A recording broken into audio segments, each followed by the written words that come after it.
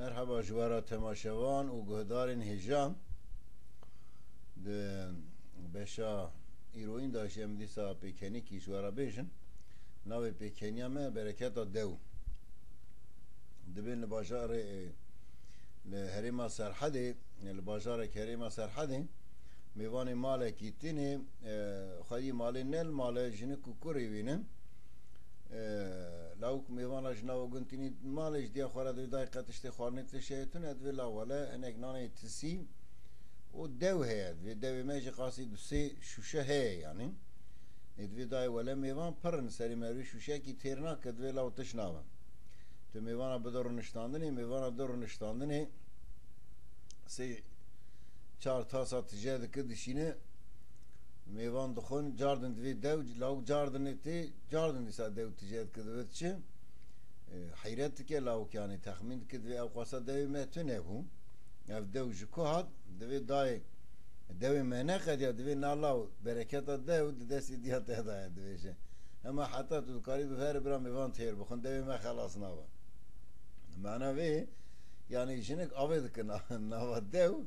loma dibêje Bereketa Dew di dest diya te da yanî ez pê de avê lê zêde dikim tu ji ber bira mêvan bixwin tu ji bi dew navan. Viya jî li ser kesên ku di karên xwe de hîle dike li ser wan dibêjin wekî em bêjin şîr difrotin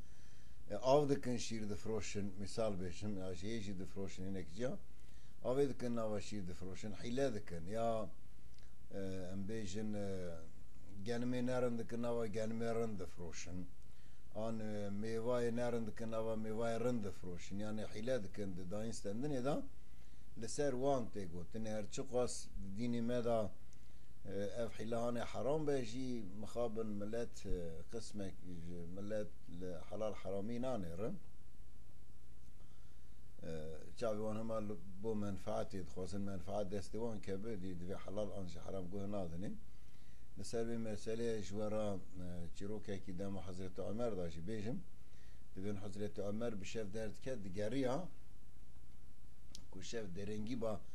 lembê hinekana vê ketana wê çavê malûm elektrîk tune nebûm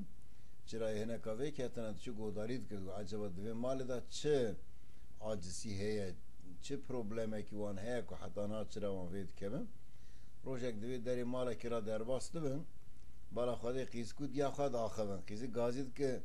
dê gazî dike efû kin dê gazî dike ji qîza xwe re divê qîzê law te av kir nav şîr an na qîzik divê dayê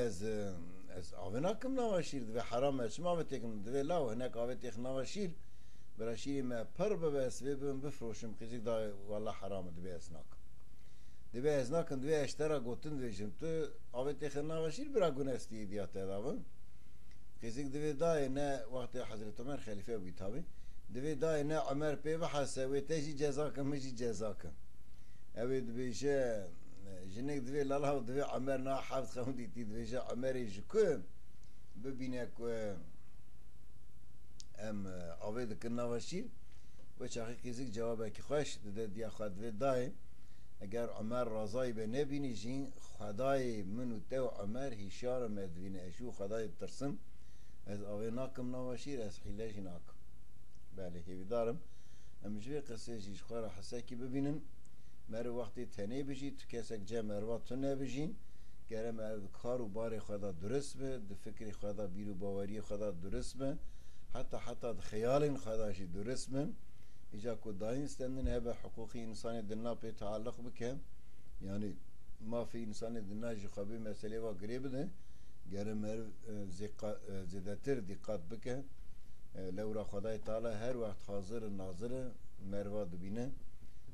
kesî hîla jî dikin tu wextî bi ser neketinin bimînin xêr û xweşî da emanetê xwe da bin.